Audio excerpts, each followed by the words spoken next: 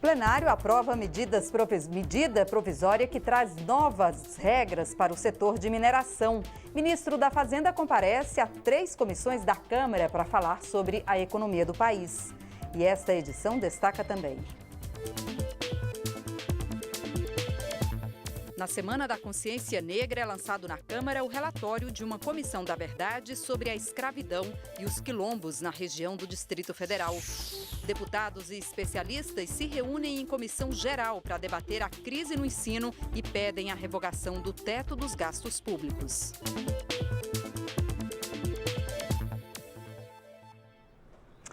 Em Brasília, 00:44. O Jornal da Câmara começa agora. O plenário da Câmara analisou hoje uma das 3 medidas provisórias que tratam de mudanças nas regras do setor de mineração. A gente vai direto ao Salão Verde falar com a repórter Gine Moraes, que acompanhou a sessão e tem todos os detalhes dessa sessão que acabou agora há pouco. Olá, Gine. Essa medida que foi votada pelos deputados, quais são as principais mudanças que ela traz aí para o setor de mineração? Boa noite, Jaciene. Boa noite a todos que nos acompanham agora ao vivo, nessa madrugada, início de madrugada, na TV Câmara. Jaciene, esta medida provisória do pacote, conhecido como pacote da mineração, que são 3 medidas provisórias que alteram aí todas as regras atualmente do setor de mineração, esta era a mais polêmica. Por quê? Porque ela trata de dinheiro.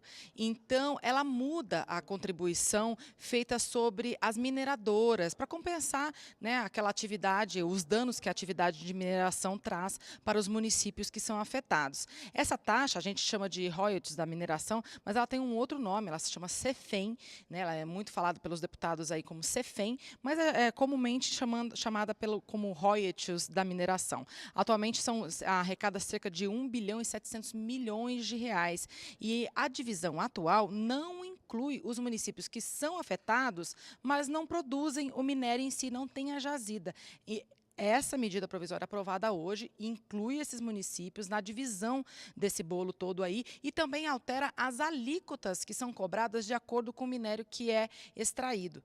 A grande polêmica ficou em torno do minério de ferro. Por quê? Porque o minério de ferro responde por cerca de 80% da arrecadação da CEFEM, desses royalties, né? Então é muito dinheiro envolvido.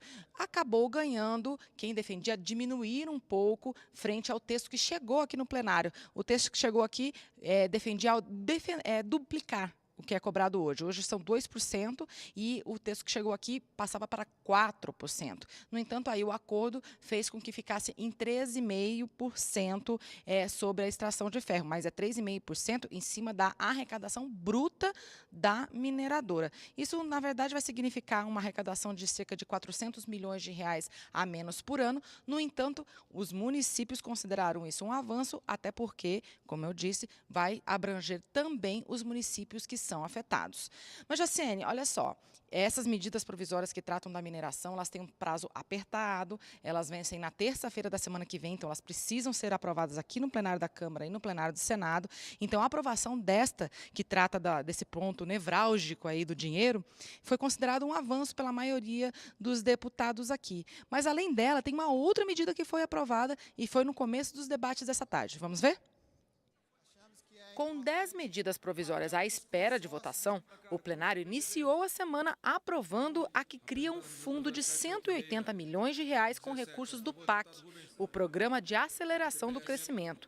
O objetivo é apoiar a criação de projetos de infraestrutura no formato das parcerias público-privadas. Mas essa medida provisória tem outros problemas. Ela, inclusive, desrespeita o Poder Legislativo, porque ela diz que a União não terá obrigatoriedade, se assim entender, de fazer transferências obrigatórias a estados e municípios. Se trata de a criação de um programa de aceleração de crescimento para municípios, especialmente para estados. Nós não temos muita fé nessa implementação. Mas não queremos que haja um registro apenas da nossa descrença. Apesar da descrença, nós damos a nossa colaboração para que aqueles de boa-fé possam vir a trabalhar. É exatamente repassar recursos de fundo a fundo daquilo que o governo federal não tinha como cumprir as ações, de emendas impositivas aqui do orçamento votado por esse Congresso. Por isso, senhor presidente, nós estamos votando sim, até porque agora o PAC enrolado como está, ele possa ganhar força com as parcerias público-privadas e repassar recursos fundo a fundo. Com prefeitos de municípios mineiros e paraenses nas galerias do plenário, os deputados passaram a analisar as 3 medidas provisórias que tratam da mineração. A primeira muda a taxa que as mineradoras pagam para compensar financeiramente os danos que a atividade causa. No caso do minério de ferro, dobra o valor cobrado. O royalty é uma receita patrimonial, não é tributo. É uma compensação por uma riqueza da sociedade que vai e não volta. Nós acabamos de viver a tragédia de Mariana.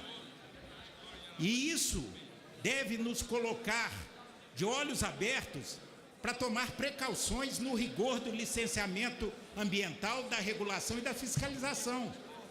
O desafio foi fazer justiça com estados e municípios mineradores sem comprometer a competitividade das empresas. Dini, com relação às outras 2 medidas provisórias que tratam ainda do setor de mineração, alguma previsão para votar essas propostas, já que o prazo está aí muito apertado? Jaciene, há uma intenção de parlamentares que esses assuntos sejam votados nas sessões desta quarta-feira. Mas existem outros projetos na pauta, projetos que foram acordados na reunião de líderes, né? Por exemplo, uma proposta de emenda à Constituição que trata das regras dos precatórios. Tem também uma questão de autorizar bancos, cooperativas de crédito a atuarem nos municípios, aí onde só tem esse tipo de instituição financeira, então atuar junto aos órgãos públicos, como prefeituras, que hoje eles não são autorizados. Isso não é uma proposta de emenda à Constituição, mas é uma proposta de lei complementar, que também tem um quórum qualificado. Enfim, tem outras propostas que foram acordadas para serem votadas nesta quarta-feira. E, além disso, tem a sessão do Congresso Nacional marcada para analisar vetos presidenciais e também algumas alterações no orçamento. Então, os deputados amanhã terão que decidir aí o que deve ser colocado em votação primeiro. E essa proposta que eu falei dos bancos autorizando aí as cooperativas de crédito a fazerem parcerias com as prefeituras para atuar como instituição de crédito, de financeira mesmo, atuar como banco, principalmente nessas cidades onde não há outro tipo de agência bancária, esse projeto de lei já foi feito um acordo aqui no plenário para ele ser colocado amanhã já como primeiro item da pauta. Os demais aí será feito por meio de acordo com os parlamentares amanhã, Jaciene. E essa proposta, essa medida provisória, Dini, que você falou aí na reportagem sobre a criação desse fundo para incrementar a infraestrutura aí do país, agora segue para o Senado. Tanto essa medida provisória do Fundo da Infraestrutura, quanto essa medida provisória da compensação, né, financeira aí das mineradoras quanto aos danos da mineração, seguem agora para o Senado. As duas precisam ser aprovadas correndo. A primeira, do Fundo da Infraestrutura, ela perde a validade quinta-feira. Né, agora, então, ela precisa correr no Senado para não perder a validade. Já essa outra da mineração, ela perde a validade na terça-feira da semana que vem. Então, também precisa ser aprovada até lá, se não perde a validade. A gente falou de outras 2 medidas provisórias, eu vou falar delas só rapidinha. Uma cria uma agência nacional aos moldes do que já existe, né, para telecomunicações e plano de saúde, para o setor de mineração, essa agência reguladora que faria toda a fiscalização do setor, né, com orçamento próprio. E a outra medida provisória, ela traz regras mais gerais, trazendo, por exemplo, regras para pesquisa mineral, regras, multas, por exemplo, enfim, regras mais gerais num código de mineração aí que data de 1968. Então, é bastante tempo, são regras que os parlamentares querem mudar. E as empresas do setor também têm interesse. No entanto, apesar de serem medidas provisórias que não têm tanta divergência assim, a divergência contra as outras medidas provisórias que estão na pauta, né? Como a reportagem falou agora há pouco, eram 10 no início dessa tarde, agora são 8, né? E dessas 10, 8 perdiam a validade, ou seja, outras 6 perdem a validade na terça-feira da semana que vem. Então, como a oposição não concorda com algumas delas, eles vão fazer obstrução em várias, justamente para não chegar até as que eles não concordam. Tá certo, Dini. Muito obrigada pelas informações. Boa noite, Jacene. Boa noite. O ministro da Fazenda, Henrique Meirelles, esteve hoje na Câmara dos Deputados. 3 diferentes comissões se reuniram para ouvir explicações do ministro sobre a economia do país. Taxa de juros em queda, inflação menor, crédito para as famílias subindo. Para o ministro Henrique Meirelles, o Brasil vai bem, obrigado. Como o nível de confiança continua subindo, existe essa defasagem de alguns trimestres, nós podemos aqui ter segurança de que a atividade econômica vai continuar subindo nos próximos trimestres. Mas e o desemprego? Tem muito desempregado ainda? Tem, não há dúvida. A queda do número de pessoas empregadas, ela ocorreu a partir aí do final de 13, começo de 14. Aí caiu fortemente e agora está crescendo. Então, de fato, isso aí é algo que veio do passado e, portanto, agora está se recuperando. O ministro falou, mas veio mesmo para ouvir. Depende dos deputados a aprovação do ajuste fiscal enviado pelo Palácio do Planalto. São 3 projetos, mas o ministro também estava de olho num quarto, a reforma da Previdência. A expectativa é que ela seja votada no dia 6 de dezembro. É uma série de coisas importantes, mas não há dúvida que a Previdência é o mais relevante agora. Vamos conversar com todos os parlamentares e aguardar as negociações finais, o texto final, para nós chegarmos a essa conclusão. A negociação gira em torno de 60% da economia proposta inicialmente. A nossa opinião é de que pode até colocar em pauta, mas não será aprovado. É preciso 308 votos de um total de 513. Dificilmente esse ano ele conseguirá. E o ano que vem, aí é que não conseguirá mesmo, porque ano de eleição, os deputados não vão querer queimar seus votos com a sua base votando uma coisa tão ruim assim. Reformar ou reformar. Nós estamos falando de austeridade e também de responsabilidade fiscal. Tenho certeza que, uma vez feita a reforma, nós iremos crescer muito mais do que a expectativa para o ano que vem. E a Comissão Mista de Orçamento aprovou nesta terça-feira o relatório da Receita Orçamentária de 2018. O texto eleva a arrecadação bruta da União em 5 bilhões e 600 milhões de reais. No total, a estimativa de receitas primárias para 2018 sobe para 1 trilhão e 462 bilhões de reais. O relatório de receita é uma das principais fases da tramitação da proposta orçamentária de 2018. A nova previsão de receitas primárias tem como base um aumento da arrecadação de impostos, de contribuição previdenciária e de salário-educação. O relatório preliminar do orçamento pode ser votado nesta quarta-feira. Uma comissão especial da Câmara aprovou por unanimidade o relatório que obriga a União a compensar estados e o Distrito Federal por perdas na arrecadação devido à Lei Candir desde 1996. A compensação diz respeito às perdas de arrecadação de ICMS, o Imposto sobre Mercadorias, a partir de 1996, devido às isenções tributárias para exportações criadas pela Lei Candir. O texto do relator, deputado José Priante, garante 39 bilhões de reais por ano, começando em 2019. A União terá 30 anos para promover os pagamentos destes valores em atraso. O impacto no orçamento da União será grande, mas o relator afirma que o repasse aos estados corrige uma deformação de 20 anos. No fundo, é o resgate de uma grave injustiça que foi cometida com os estados membros da federação, especialmente os estados exportadores. A exemplo do Pará, que contribui substancialmente com o saldo da balança comercial e deixou de tributar o seu principal imposto, que é o ICMS. Estados como Minas Gerais e Pará são alguns dos principais interessados na reposição, justamente por serem exportadores de produtos primários, como soja e minério de ferro. O governo federal, a União, não tem o direito de mudar o que a Constituição estabeleceu. O governo federal que cobre o imposto de renda, o IPI, Imposto sobre Produto Industrializado, faça a sua política, não pode interferir no que é competência dos estados. Mas fez, o Fernando Henrique, uma lei nacional para impor a todos os estados, só que alguns não perdem muito. Mesmo na Amazônia, a Zona Franca de Manaus, você tem produto industrializado, exportou o computador, a moto, você está recebendo ICMS, 16%, 17%, e o Pará não, fica o buraco, a miséria, as doenças, os maiores índices de hanseníase do mundo, a prostituição infantil. E o que nos resta? Zero de ICMS. Há pressa em votar o projeto, já que o prazo de 1 ano dado pelo Supremo Tribunal Federal para que o Congresso regulamente a Lei Candir termina neste mês. Decisão do STF em novembro do ano passado determinou ao Congresso Nacional aprovar uma lei complementar regulamentando a compensação para os estados. O governo federal resiste à proposta. O texto segue agora para votação no plenário da Câmara. Em audiência da CPI mista que investiga irregularidades na relação do BNDES com empresas como o frigorífico JBS, juristas e advogados criticaram nesta terça-feira o acordo de delação premiada firmado entre a Procuradoria-Geral da República e os irmãos Wesley e Joesley Batista. Juristas convidados pela CPMI da JBS apontaram problemas na lei que regula a delação premiada.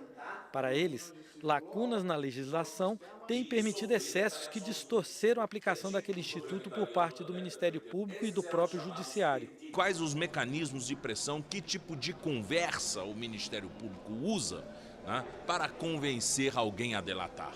Há muita conspiração por trás disso. Eles não correm ao Estado pedindo socorro. É o Estado que os captura, né, e os submete à intensa pressão para que entreguem.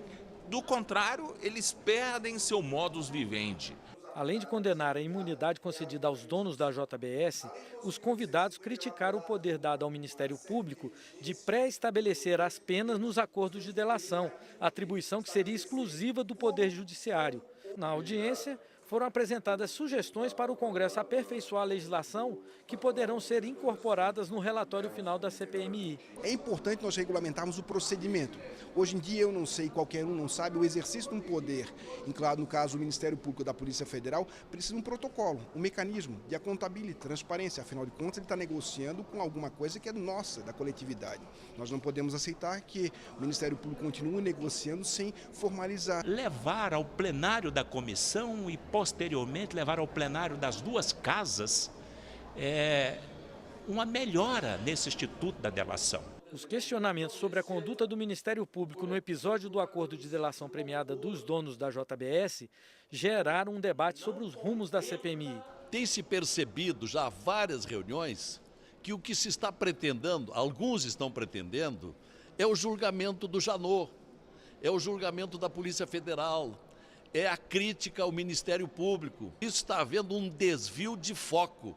Já me aconselharam a sair, mas eu vou ficar até o fim e, se for o caso, farei um voto em separado ao relatório do deputado Marum. Não sei se são as conclusões que o senador gostaria que fosse resultado da CPI. Isso não podemos garantir. Mas dizer que uma CPI como essa, que já fez com que um procurador da República praticamente confessasse que trabalhava conjuntamente com delatores. Errada estaria a CPI se estivesse aqui querendo varrer situações como as que estão aparecendo para baixo do tapete. A vida começa no momento da concepção, quando o óvulo é fecundado, ou só começa com o nascimento? A questão está diretamente ligada à polêmica sobre os casos em que o aborto deve ser permitido por lei. Um assunto delicado que está em debate em uma comissão especial da Câmara.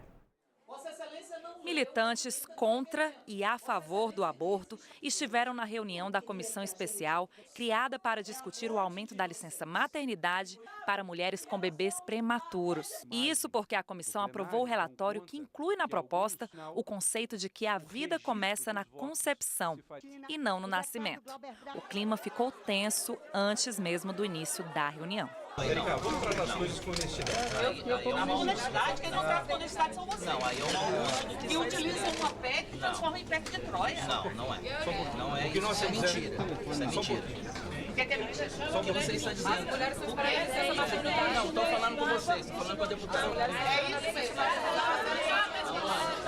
os debates continuaram num tom parecido. Parem de mentir, este plenário e esta relatoria em nenhum momento quis acabar com os excludentes de licitude. O que nós queremos é evitar que se mate crianças indiscriminadamente no Brasil. A gente fica aqui num debate, às vezes, absolutamente atravessado, como se as mulheres que olham para a saúde pública, para a questão democrática e para... fossem defensores do aborto como método contraceptivo ou fizesse apologia dele. Então, é um absurdo esse tipo de acusação de assassinato, de agressão. Esse nível de debate não ajuda e não favorece um debate qualificado, claro e transparente para a sociedade brasileira. Quem é contra argumenta que o assunto não deveria estar incluído na proposta e que a aprovação poderá inviabilizar os casos permitidos pelo Código Penal. Atualmente, o Código Penal não considera crime o aborto nos casos em que a gestação resulta de estupro ou põe em risco a vida da mulher. Ao proporem uma modificação do texto, eles reconhecem que o texto estabelece uma proibição da interrupção da gravidez prevista no Código Penal e compara esta interrupção da gravidez a homicídio e a infanticídio. Então, portanto, ao proporem a modificação do texto, eles reconhecem que o texto que eles sugeriram e aprovaram nessa comissão, com 18 votos, é um texto que retroage nos direitos da própria mulher. Isso é muito claro. O Código Penal diz o seguinte: o aborto é sempre crime, mas ele não é punido quando é praticado por médico no caso de estupro ou o risco de vida para a gestante. No fundo, a vida que é inviolável desde a concepção. Quando é violada, você tem um aborto e esse aborto é sempre um crime. E um crime que não é punido nessas duas circunstâncias no Código Penal. Ou seja, não há nenhuma lógica nessa interpretação inventada, falsa, fruto de uma indústria da mentira que tem trazido essas consequências para o texto. Essas consequências não estão no texto. Outros casos de aborto vêm sendo decididos pelo Supremo Tribunal Federal. Em 2012, o STF decidiu que o aborto não é crime quando o feto apresenta má formação do cérebro. E neste ano, o Supremo absolveu acusados em um caso específico, argumentando que o aborto ocorreu nos 3 primeiros meses de gestação. Foi por causa desse julgamento que a comissão aprovou que a vida começa na concepção. A votação das propostas que podem alterar o texto estava prevista para a reunião desta terça, mas foi adiada para amanhã por causa do início da ordem do dia. Um relatório sobre a escravidão e os quilombos que existiram na região onde hoje fica o Distrito Federal foi lançado aqui na Câmara nesta terça-feira como parte das atividades da Semana da Consciência Negra. O trabalho é resultado de uma comissão da verdade formada em 2016. Atualmente, comissões desse tipo estão atuando em 15 estados do país. O relatório sobre a escravidão e os quilombos que existem até hoje na região de Brasília e Goiás é resultado de uma pesquisa em documentos, como os de igrejas do século XVIII. Além disso, famílias de quilombolas foram entrevistadas. Quem fez o trabalho foi a Comissão da Verdade sobre a Escravidão Negra no Distrito Federal e entorno, formada pelo Sindicato dos Bancários em março de 2016. 19 militantes e profissionais de diversas áreas atuaram como voluntários para descobrir histórias sobre os negros que tinham sido esquecidas. Isso aqui foi uma terra na qual foi habitada por índios e quilombolas, que vieram para cá, muitos deles fugidos da situação de escravidão. Tanto que Juscelino, quando chega em Brasília e vai começar a organizar a construção da capital, ele vai ao quilombo dos Mesquita e lá pede ajuda dos quilombolas. Hoje, o 4º ano do ensino fundamental estuda só o Distrito Federal. E os livros que essas crianças utilizam não têm essa história que nós acabamos de descobrir. Outras 15 comissões regionais ligadas à Ordem dos Advogados do Brasil funcionam no país, além de uma comissão nacional. Vários municípios também estão fazendo com as subseções da OAB e estão fazendo a pesquisa geográfica local das pistas e provas da escravidão e da produção da bibliografia, trazendo heróis, personagens, lendas, prédios, que são do objeto da escravidão negra e que foram apagados da história do Brasil. A Câmara deve reunir as comissões para discutir as propostas dos relatórios. O Brasil tem que conhecer a sua história. É preciso que nós entendamos que houve muitos holocaustos no Brasil. Os navios negreiros foram um verdadeiro holocausto. E que tem uma história também de organização, de luta, de busca da liberdade. A versão digital do livro está disponível na plataforma inump.com. Basta buscar o título A Verdade sobre a Escravidão Negra no Distrito Federal e entorno. Nesta terça, o presidente da Câmara, deputado Rodrigo Maia, participou de um ato em homenagem à Semana da Consciência Negra. Maia destacou a importância de priorizar a discussão de projetos relacionados à educação básica como forma de reduzir desigualdades. E a Comissão de Defesa do Consumidor realizou audiência pública para debater a conjuntura econômica do país e o povo afrodescendente. De acordo com um estudo apresentado pelo IPEA, a renda dos negros é em média 25% menor que a dos brancos. Vitor Gonçalves se formou em letras pela Universidade de Brasília por meio de cotas e hoje é subsecretário do governo do Distrito Federal. Na audiência, ele defendeu a importância deste mecanismo como forma de garantir mais acesso aos negros, à educação e ao mercado de trabalho. Para ele, a situação das mulheres negras é ainda pior que a dos homens negros. O salário médio de uma mulher negra, ele equivale a 50%, ele é exatamente 48% do salário médio de um homem branco. Então a gente percebe que o racismo ele é extremamente impactante na relação de acesso ao mercado de trabalho e na relação salarial, né? Essa mesma pesquisa aponta que uma mulher negra com 11 anos de estudo, ela recebe R$ 1.700 a menos que um homem branco. Então, mesmo com conhecimento, mesmo com acesso, com formação educacional, a população negra ela é alijada da sua ascensão social, né? Dessa possibilidade da gente ter um reconhecimento pelo potencial que nós temos, mas somos discriminados pela cor da nossa pele e pelas nossas características físicas. A deputada estadual pelo Amapá, Cristina Almeida, criticou na audiência o que ela chama de racismo institucionalizado. O último mapa da violência de 2015, ele é muito claro quando aponta que o número de homicídio ele é muito maior na mulher negra do que na mulher não negra.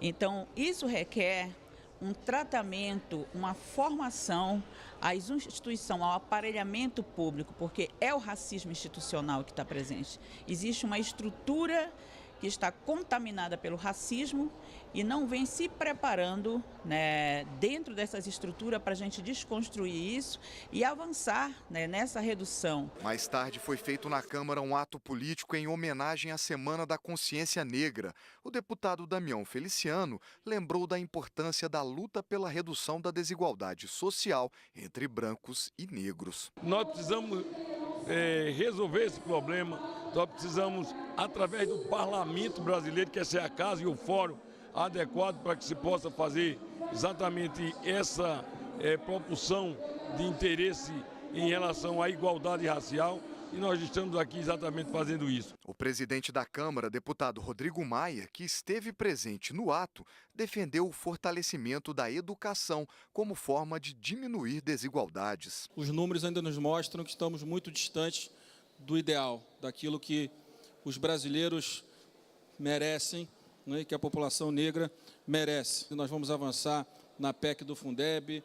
Nós temos que focar muito, do meu ponto de vista, na educação de 0 a 6 anos. É aí que nós vamos criar as condições para que todos possam chegar na universidade, mas para chegar na universidade com condições de competir com todas as outras jovens do Brasil. Parlamentares e especialistas se reuniram em comissão geral nesta terça-feira para debater a crise nas universidades brasileiras. Os participantes alegaram que falta dinheiro para manter os restaurantes universitários e até para pagar contas de água e luz.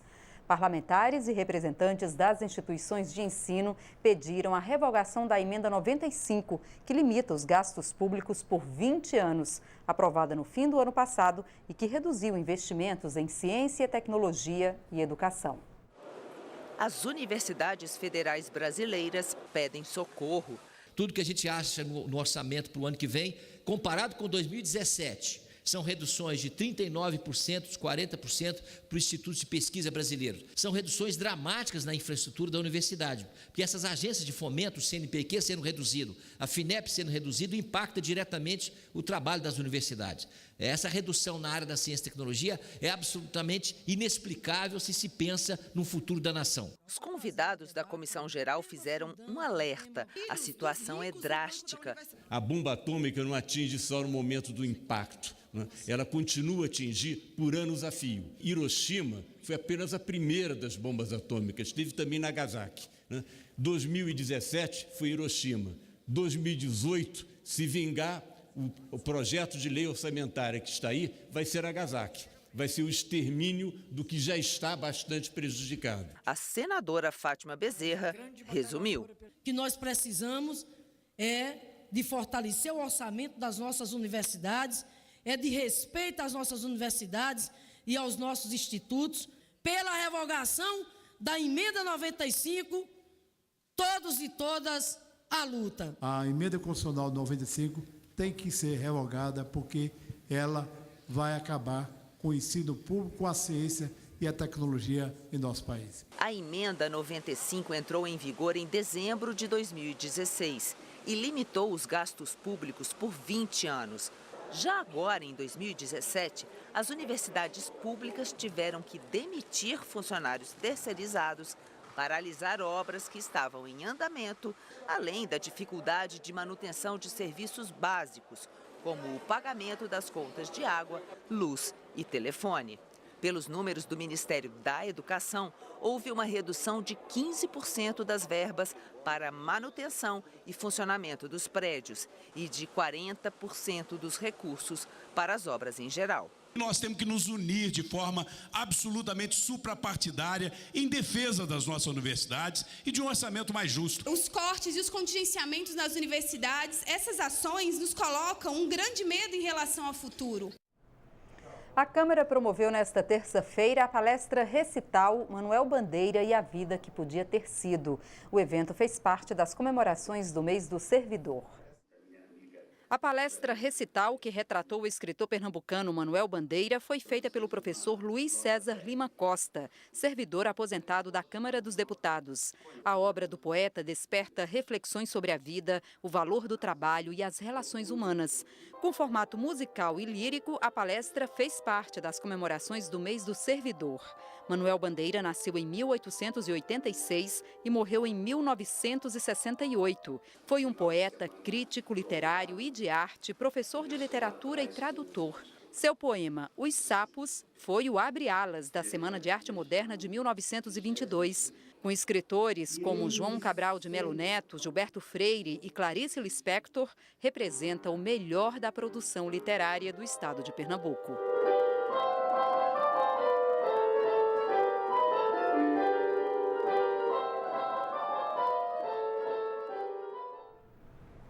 Esta edição termina agora. Para outras informações ou para rever nossas reportagens, é só acessar o nosso portal na internet. O Jornal da Câmara volta amanhã.